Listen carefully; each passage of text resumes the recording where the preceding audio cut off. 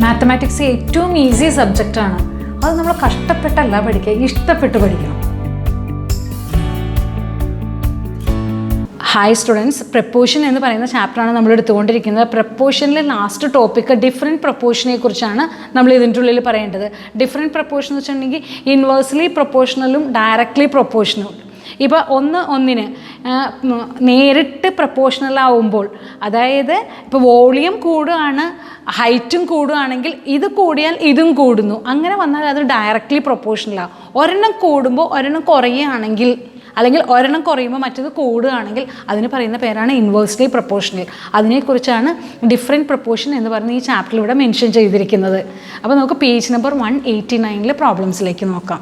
Okay, page number 189 problem. First question, prove that for equilateral triangle area is proportional to the square of the length of a side. What is the constant of proportionality? ഇപ്പോൾ equilateral triangle, ഇതിൽ first question പറഞ്ഞേക്കുന്നത് equilateral triangle ആണ് നമുക്ക് തന്നിരിക്കുന്നത്. ഈക്വലാറ്ററൽ ട്രയാങ്കിളിൻ്റെ നമുക്കറിയാം area that is equal to √3/4a². ഏരിയയെ ഡിപ്പെൻഡ് ചെയ്ത് ഏരിയയ്ക്ക് മാറ്റം വന്നുകൊണ്ടിരിക്കും. ഇപ്പോൾ ഇവിടെ സൈഡ് എന്ന് പറഞ്ഞാൽ 1 ആണെങ്കിൽ area that is equal to √3/4, ഇവിടെ 1ൻ്റെ സ്ക്വയറാണ് വരുന്നത് അല്ലേ. ഇനി a that is equal to 2 ആണെങ്കിൽ area that is equal to √3/4, 2ൻ്റെ സ്ക്വയർ. ഓക്കെ, അപ്പോൾ ഇനി ഏരിയ 3 ആണെങ്കിലോ a that is equal to √3/4, 3². അപ്പോൾ ഇവിടെ കോൺസ്റ്റൻ്റ്, ഒരു പ്രൊപ്പോർഷണാലിറ്റി ഏതാണ്, കോൺസ്റ്റൻ്റ് ഏതാണ്, അതാണ് ഇവിടെ √3/4 അല്ലേ. ഇനി ഇതിൽ നോക്കി, ഇവിടെ √3/4, ഇവിടെ √3/4. അപ്പോൾ നമ്മളോട് ചോദിച്ചിരിക്കുന്നത് എന്താണ്, what is the constant of proportionality. പ്രൊപ്പോർഷണാലിറ്റിയുടെ കോൺസ്റ്റൻറ്റ് ഇവിടെ ഏതാണ്, constant k that is equal to √3/4. Okay, clear അല്ലേ. ഇനി എന്ത് ട്രയാങ്കിളാണ്, ഈക്വലാറ്ററൽ ട്രയാങ്കിൾ. അപ്പോൾ ഇത് ഫസ്റ്റ് ക്വസ്റ്റ്യനിൽ പാർട്ട് 1 ആണ്. ഇനി അതേപോലെ പാർട്ട് 2 ആയിട്ട് മറ്റൊരു ക്വസ്റ്റ്യൻ കൂടി. ഫോർ സ്ക്വയർ ഈസ് ഏരിയ, ഒരു സ്ക്വയറാണ് നമുക്ക് തന്നിരിക്കുന്നത്. അപ്പോൾ സ്ക്വയർ എന്ന് പറഞ്ഞിട്ടുണ്ടെങ്കിൽ a² ആണ് ഏരിയ കണ്ടുപിടിക്കാനുള്ള ഫോർമുല. അപ്പോൾ നമുക്കറിയാം a that is equal to a². ഇനി ഇവിടെ നമ്മളോട് ഇപ്പോൾ ഏതാ പ്രൊപ്പോർഷണാലിറ്റി ചോദിച്ചേക്കണേ, for square is area is proportional to the square of the length of a side. അപ്പോൾ കണ്ടോ, ഇത് പ്രൊപ്പോർഷണലാണ്. ലെങ്ത് ഓഫ് ദ സൈഡ്, അതായത് സൈഡിൻ്റെ സ്ക്വയറിനും ഇതും തമ്മിൽ പ്രൊപ്പോർഷണലായിരുന്നു. ദാറ്റ് മീൻസ് നമുക്ക് നോക്കാം, ഇവിടെ a that is equal to 1 ആണെങ്കിൽ നമുക്കറിയാം a that is equal to 1ൻ്റെ square. A that is equal to 2 ആണെങ്കിൽ area that is equal to നമുക്കറിയാം 2ൻ്റെ സ്ക്വയർ, അതായത് 4. ഇങ്ങനെയാണ് ഏരിയ വരുന്നത്. ഇനി നമ്മളോട് ഏതൊക്കെയാണ് പ്രൊപ്പോർഷണാലിറ്റി നമ്മളോട് പറഞ്ഞിരിക്കുന്നത്, അതായത് ഒരു സൈഡിൻ്റെ സ്ക്വയറും പിന്നെ നമ്മൾ ഇതും തമ്മിലാണ് പ്രൊപ്പോർഷണൽ ആണ്.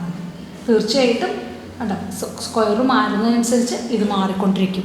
അങ്ങനെയാണെങ്കിൽ ഇവിടെ പ്രൊപ്പോർഷണാലിറ്റി എന്ന് പറയുന്നത് ഏതാണ്, അതായത് ഏരിയ ഡിവൈഡഡ് ബൈ നമുക്ക് സൈഡിൻ്റെ സ്ക്വയർ, ദാറ്റ് മീൻസ് a². അതായത് ഏരിയ എന്ന് പറയുന്നത് ഇപ്പോൾ നമുക്ക് ഇതിൻ്റെ സ്ക്വയർ, ദാറ്റ് മീൻസ് നമുക്ക് 1 ആണെന്നുണ്ടെങ്കിൽ ഇവിടെ 1/, നമുക്ക് 1, ദാറ്റ് മീൻസ് 1 വന്നു. അതായത് area that is equal to, ഇനി 2 ആണെങ്കിൽ നമുക്ക് 2ൻ്റെ സ്ക്വയർ, ദാറ്റ് മീൻസ് ഉണ്ടോ 2ൻ്റെ സ്ക്വയർ, ഇവിടെയും 2ൻ്റെ സ്ക്വയർ. കാരണം ഇത് രണ്ടും സെയിം ഫോർമുലയാണല്ലോ. Area that is equal to a² ആണ്. അപ്പോൾ a² എന്ന് പറയുന്നത് 2 ആണ്. ദാറ്റ് മീൻസ് അവിടെ ഏരിയ ഇത്, സൈഡിൻ്റെ സ്ക്വയർ ഇത്, ദാറ്റ് മീൻസ് 1. ഇനിയിപ്പോൾ 3 വന്നു എന്ന് വിചാരിക്കും. അപ്പോൾ 3 വന്നാൽ ഏരിയ എന്ന് വെച്ചാൽ 3² ആണ്, ദാറ്റ് മീൻസ് 9 ആണ്. അപ്പോൾ സൈഡ് എന്ന് പറഞ്ഞിട്ടുണ്ടെങ്കിൽ സൈഡിൻ്റെ സ്ക്വയർ a² ആണ്, ദാറ്റ് ഇസ് ഈക്വൽ ടു 3² തന്നെയാണ്. ദാറ്റ് മീൻസ് 3/3 ആണോ, 9/9, അതായത് 9/9 ദാറ്റ് ഇസ് ഈക്വൽ ടു 1. അങ്ങനെ പറഞ്ഞാൽ ഇതിൻ്റെ കോൺസ്റ്റൻറ്റ് ഓഫ് പ്രൊപ്പോർഷണാലിറ്റി എന്ന് പറയുന്നത് എന്താണ്, K that is equal to 1 ആണ്. എങ്ങനെ K that is equal to 1 ആയി, area that is equal to a² ആണ്. അപ്പോൾ ഇത് സൈഡാണ്, സൈഡിൻ്റെ സ്ക്വയർ, അതായത് a/a² that is equal to 1. അപ്പോൾ പ്രൊപ്പോർഷണാലിറ്റി ഇവിടെ 1 ആണ്. Okay, second question, in rectangle of area 1 square meter, as the length of one side changes, so does the length of the other side. Write the relation between the length as an algebraic equation. How do we say this in the language of proportions? നമ്മളോട് പറഞ്ഞിരിക്കുന്നത് റെക്റ്റാങ്കിളാണ്. ഇവിടെ rectangle എന്ന് പറഞ്ഞിട്ടുണ്ടെങ്കിൽ നമുക്കറിയാം ലെങ്ത്തും ബ്രെഡ്ത്തുമാണ് ഇതിൻ്റെ area. That is equal to length into ബ്രെഡ്ത്താണ്. ഓക്കെ, അങ്ങനെയാണെങ്കിൽ ഇവർ ലെങ്ത്ത് കൂടുക, ലെങ്ത്താണ് ഇൻക്രീസ് ചെയ്യണമെങ്കിൽ അതനുസരിച്ച് വിഡ്ത്ത് ഡിക്രീസ് ചെയ്യണം. എന്തുകൊണ്ടാണ്? Length into breadth that is equal to 1 ആണ് നമുക്ക് തന്നിട്ടുണ്ട്. 1 സ്ക്വയർ മീറ്റർ ആണ്. അതായത് ദാറ്റ് മീൻസ് ഒരു ഫിക്സഡ് നമ്പറാണ്. അങ്ങനെയാണെങ്കിൽ നമുക്കിപ്പോൾ L ആണെന്നുണ്ടെങ്കിൽ ഇവിടെ 1/b ആണ് കേട്ടോ. ഇൻവേഴ്സ്ലി പ്രൊപ്പോർഷണലാണിത്. ഓക്കെ, അപ്പോൾ ഒന്ന് കൂടുന്നതനുസരിച്ച് കണ്ടോ, ഇതാണ് കൂടിയെങ്കിൽ ഇത് എന്താ കുറയണം. ഇനി നേരെ തിരിച്ച് B ആണ് കൂടുന്നതെങ്കിൽ നമുക്ക് 1/, അത് ഇൻവേഴ്സ്ലി പ്രൊപ്പോർഷണലാണ് എന്ന് നമുക്ക് പറയാം. Okay, next question, third question. In triangle of the same area, how do we say the relation between the length of the longest side and the length of the perpendicular from the opposite vertex? What if we take the length of the shortest side instead? Okay, നമുക്ക് തന്നിരിക്കുന്നത് എന്താണ്? Third ക്വസ്റ്റ്യനിൽ ഒരു ട്രയാങ്കിളാണ്.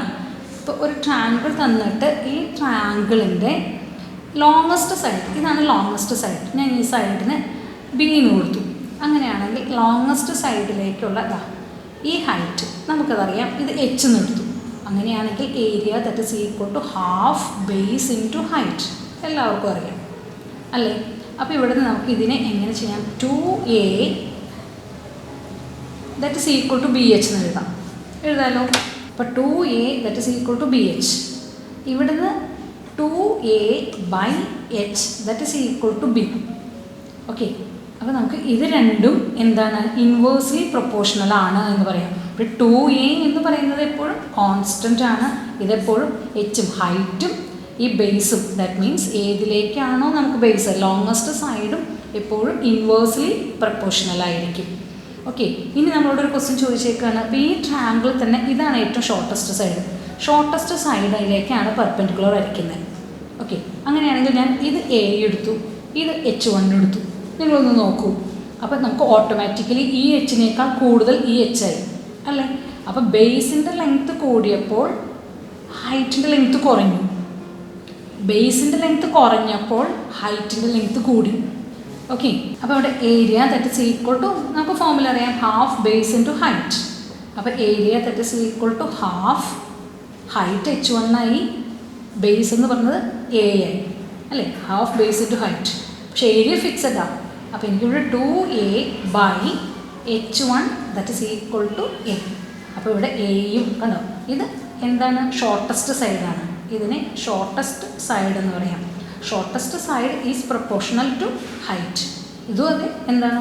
Side is proportional to height എന്ന് പറഞ്ഞാൽ മതി അല്ലേ? അപ്പോൾ ഈ ഹൈറ്റ് കൂടുമ്പോൾ, ഈ ബേസിൻ്റെ ലെങ്ത്ത് കൂടിയാൽ ഹൈറ്റ് കുറയും, ഇത് കുറഞ്ഞാൽ ഈ ഹൈറ്റ് കൂടും. അപ്പോൾ ഇതെന്താണ്? ഇൻവേഴ്സ്ലി പ്രൊപ്പോർഷണൽ ആണ്. ഓക്കെ, അപ്പോൾ fourth question. In regular polygon what is the relation between the number of sides and the degree measure of an outer angle? Can it be stated in terms of proportion? Polygon, regular polygon. Regular polygon means ഇപ്പോൾ ഒരു triangle, ഇത് regular പോളിഗണാണ്.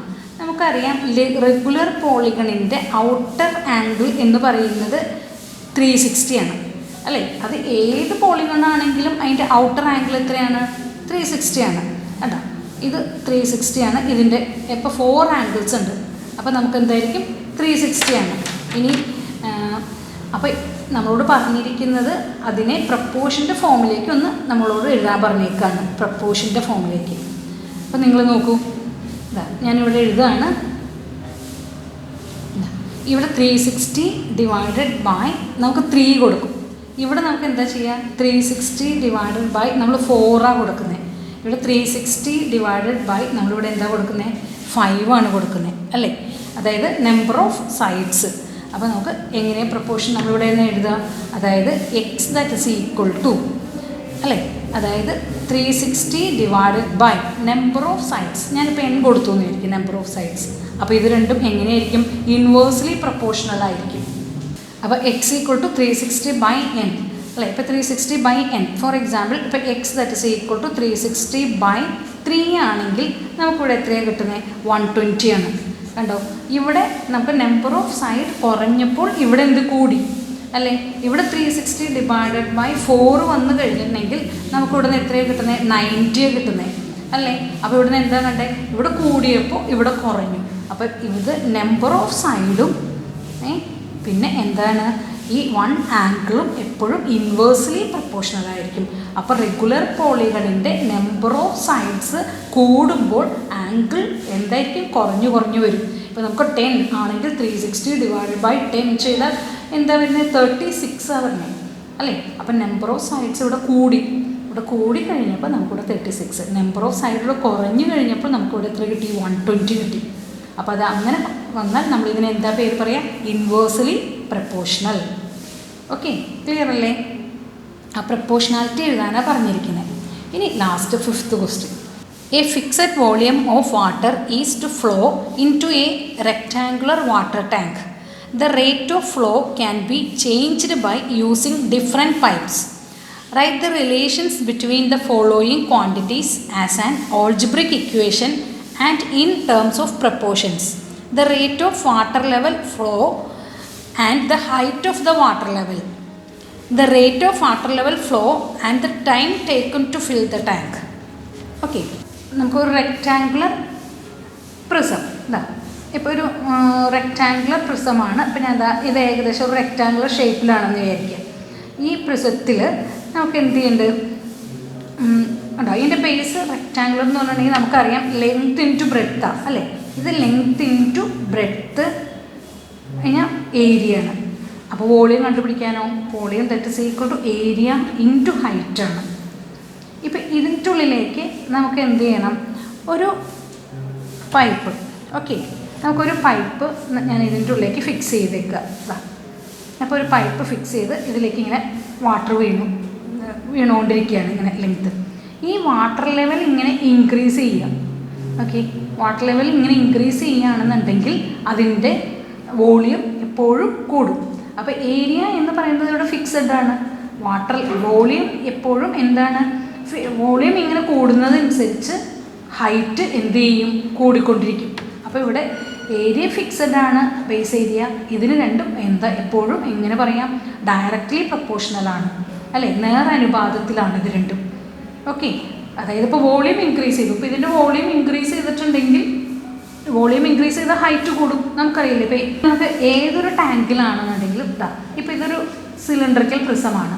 ഈ ടാങ്കിൽ ഇപ്പോൾ ഇതിൻ്റെ ഉള്ളിലെ volume എന്ന് പറയുന്നത് എത്രയാണോ അതനുസരിച്ച് ഇത് ഇത്രയും ഹൈറ്റ് ഉണ്ട്. അപ്പോൾ ഇത് വോളിയം. അപ്പോൾ ഇനി ആ ഹൈറ്റ് ഇത്രയും വെച്ചാൽ ഓട്ടോമാറ്റിക്കലി വോളിയം കൂടും അല്ലേ? ഹൈറ്റ് ഇൻക്രീസ് ചെയ്യുന്നതിനനുസരിച്ച് വോളിയം കൂടും. കാരണം ഹൈറ്റ് കൊണ്ട് ബേസ് ഏരിയ മൾട്ടിപ്ലൈ ചെയ്യും. ഇപ്പോൾ volume that is equal to base area fixed ആണ്. ഹൈറ്റ് നമുക്കൊരു 10 ആണ്. അപ്പോൾ അങ്ങനെയാണെങ്കിൽ 10A ആണ് വോളിയം വരിക അല്ലേ? ഇനി ഹൈറ്റ് 5 ആണെങ്കിലോ volume that is equal to 5A ആണ് വരുന്നത്. അപ്പോൾ എപ്പോഴും അത് ഡയറക്റ്റ്ലി പ്രപ്പോർഷണൽ ആയിരിക്കും. ഓക്കെ, ഇനി നമ്മളോട് പറഞ്ഞേക്കാണ് ഇതിൻ്റെ ടൈം എന്ന് പറയുന്നതും ഈ വാട്ടർ ലെവലും തമ്മിൽ പ്രപ്പോർഷണാലിറ്റിയാണ്. അത് നോക്കൂ, ഈ വോളിയം എന്ന് പറയുന്നത് ഇൻക്രീസ് ചെയ്യാം. അപ്പോൾ ഇവിടെ ടൈമാണ്, ഹൈറ്റിന് പകരം ടൈമാണെന്നുണ്ടെങ്കിൽ വോളിയം കൂടുക. വോളിയം കൂടി കഴിഞ്ഞിട്ടുണ്ടെങ്കിൽ നമുക്കവിടെ വരുന്നത് എന്താണെന്ന് അറിയോ? ടൈം കുറയും. കുറച്ച് ടൈം മതിയാവും. പോരെ? നിങ്ങളൊന്ന് ആലോചിച്ച് നോക്കി. ഇനിയിപ്പോൾ ഈ വാട്ടർ ലെവലിൽ ഇവിടെ വരെ എത്താനായിട്ട് ഇനി വളരെ കുറവ് 2 മിനിറ്റ്സ് മതിയാവും. അപ്പോൾ ടൈം കുറവ് മതി. അപ്പോൾ അവിടെ ഡയറക്റ്റ്ലി പ്രപ്പോർഷണൽ അല്ല, അത് ഇൻവേഴ്സ്ലി പ്രപ്പോർഷണൽ ആണ്. അതായത് വെള്ളം ഒഴുകുന്നതിൻ്റെ ആ നിരക്ക് വിപരീത അനുപാതത്തിലായിരിക്കും. ദാറ്റ് മീൻസ് ഇൻവേഴ്സ്ലി പ്രപ്പോർഷണൽ ആയിരിക്കും ഇത് ഈ വാട്ടർ ടാങ്ക് നിറയാനെടുക്കുന്ന സമയം. ഓക്കെ, അപ്പോൾ അതെന്താണ്? Second question inversely proportional. ആദ്യത്തെ ക്വസ്റ്റ്യൻ എന്താണ്? Directly proportional. ക്ലിയർ അല്ലേ? ഓക്കെ, പേജ് നമ്പർ 189 പ്രോബ്ലംസാണ് ഇപ്പോൾ നമ്മൾ ചെയ്ത് കഴിഞ്ഞത്. കുറച്ച് പ്രോബ്ലംസേ ഉള്ളൂ. അപ്പോൾ നിങ്ങൾക്കത് മനസ്സിലായി എന്ന് തോന്നുന്നു. ഈ പ്രപ്പോർഷൻ എന്ന് പറഞ്ഞിട്ടുണ്ടെങ്കിൽ ഇപ്പോൾ 2 റേഷ്യോസ് ഈക്വലായിട്ട് വരുമ്പോഴാണ് നമ്മളതിനെ പ്രപ്പോർഷൻ എന്ന് പറയുന്നത്. അപ്പോൾ A:B that is equal to C:D. അപ്പോൾ അത് ഡിഫറെൻറ്റ് ഫോമിൽ ഈ പ്രപ്പോർഷൻസ് എഴുതാൻ പറ്റും. അത് വേണമെന്നുണ്ടെങ്കിൽ ഞാൻ നെക്സ്റ്റ് ക്ലാസ്സിൽ അല്ലെങ്കിൽ വേറൊരു ക്ലാസ്സായിട്ട് ഞാനത് അപ്ലോഡ് ചെയ്യാം. അതായത് നമുക്ക് 2 ഈക്വൽ പ്രപ്പോർഷൻ വന്നാൽ നമ്മൾ പഠിച്ചിട്ടുണ്ട്. ഓക്കെ, അപ്പോൾ ഈ ഡിഫറെൻറ്റ് പ്രൊപ്പോർഷൻസ് ഇപ്പോൾ A is to B that is equal to C is to D എന്ന് പറഞ്ഞു. അപ്പോൾ ഇതിനെ A by B that is equal to C by D എന്ന് എഴുതാം. പിന്നെയും അതിനെ ഡിഫറെൻറ്റ് ഫോംസിൽ എഴുതാൻ പറ്റും. അതെനിക്ക് ഇപ്പോൾ ഇത് ടോപ്പിക്കിലില്ല, പക്ഷെ നമുക്ക് എക്സ്ട്രാ ആയിട്ട് അറിഞ്ഞിരിക്കേണ്ടതാണ്. അത് ഞാൻ പിന്നെ പറഞ്ഞുതരാം. അപ്പോൾ ടോപ്പിക്കിലുള്ളത് നമ്മുടെ ഇവിടെ കവർ ചെയ്ത് കഴിഞ്ഞു. ഇനി നമുക്ക് എക്സ്ട്രാ ക്വസ്റ്റ്യൻസ് എല്ലാം അതാത് എക്സാമിൻ്റെ ഒരു ഇപ്പോൾ ക്രിസ്മസ് എക്സാം, ഓണം എക്സാം, അല്ലെങ്കിൽ ടേം എക്സാം, ഫൈനൽ എക്സാമിൻ്റെ ഒക്കെ ടൈമിൽ അതാത് ടോപ്പിക്കിലെ പോർഷൻസിലെ ഇമ്പോർട്ടൻറ്റ് ക്വസ്റ്റ്യൻസ് എല്ലാം ഞാൻ അപ്ലോഡ് ചെയ്യാം. ഇപ്പോൾ നിങ്ങൾക്ക് ഇതെല്ലാം മനസ്സിലായി എന്ന് വിചാരിക്കുന്നു. ഇത് ടെക്സ്റ്റ് ബുക്കിലെ എല്ലാ ആക്ടിവിറ്റീസ്, ദാറ്റ് മീൻസ് എല്ലാ പ്രോബ്ലംസും നമ്മൾ അപ്ലോഡ് ചെയ്തിട്ടുണ്ട് അല്ലേ, നിങ്ങൾക്ക് പറഞ്ഞു തന്നിട്ടുണ്ട്. ഇനി ഒരു ചാപ്റ്ററും കൂടി ചെയ്യാനുള്ളൂ. ദാറ്റ് മീൻസ് അത് സ്റ്റാറ്റിസ്റ്റിക്സ് എന്ന ചാപ്റ്ററാണ്. അത് ഈ ആഴ്ചയിൽ തന്നെ നമുക്ക് തീരും. ഓക്കെ, അപ്പോൾ നിങ്ങൾക്ക് ഇതെല്ലാം മനസ്സിലായി എന്ന് വിചാരിക്കുന്നു. Thank you.